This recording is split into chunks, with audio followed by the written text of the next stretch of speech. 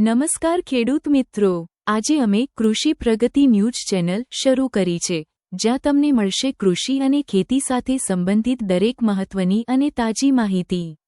આ ચેનલ પર તમને ખાસ સમાચાર અને વિડિયો જોવા મળશે, જે તમારા માટે ખૂબ ઉપયોગી સાબિત થશે। કૃષિ પ્રગતિ યુટ્યુબ ચેનલ પર જાઓ અને ખાસ ન્યૂઝની અપડેટ મેળવો। તેમજ જો તમે વોટ્સએપ પર અમારા જોડાયેલા છો, તો દરેક વિડિયો અને તાજી માહિતી સીધી તમારા મોબાઈલ પર મળશે। ચાલો સાથે મળી આગળ વધીએ અને નવા માર્ગ પર ચાલીએ।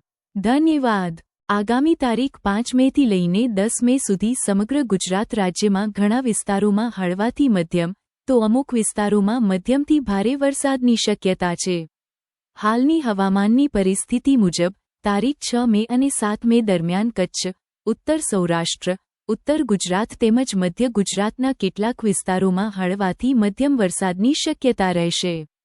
તારીખ 8 મેના દિવસે પણ કચ્છ, ઉત્તર ગુજરાત તેમજ ઉત્તર સૌરાષ્ટ્રના અમુક ભાગોમાં મધ્યમથી ભારે, ઘણા વિસ્તારોમાં હળવાથી મધ્યમ વરસાદની શક્યતા છે।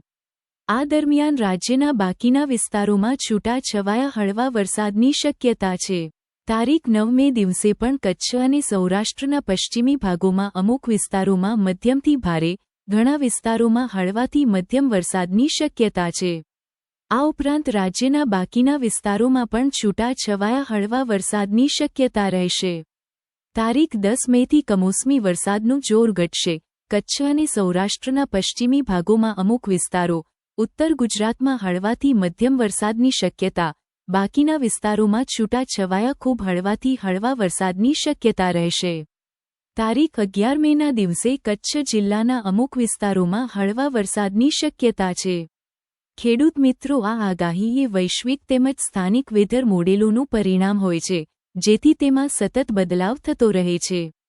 તમે તમારી કૃષિ પ્રગતિ મોબાઈલ એપ્લિકેશનમાં ચેટબોટના માધ્યમથી હવામાન અને વરસાદ વિશેની વાસ્તવિક સમય માહિતી તમારા ખેતરના લોકેશન પ્રમાણે જોઈ શકો છો।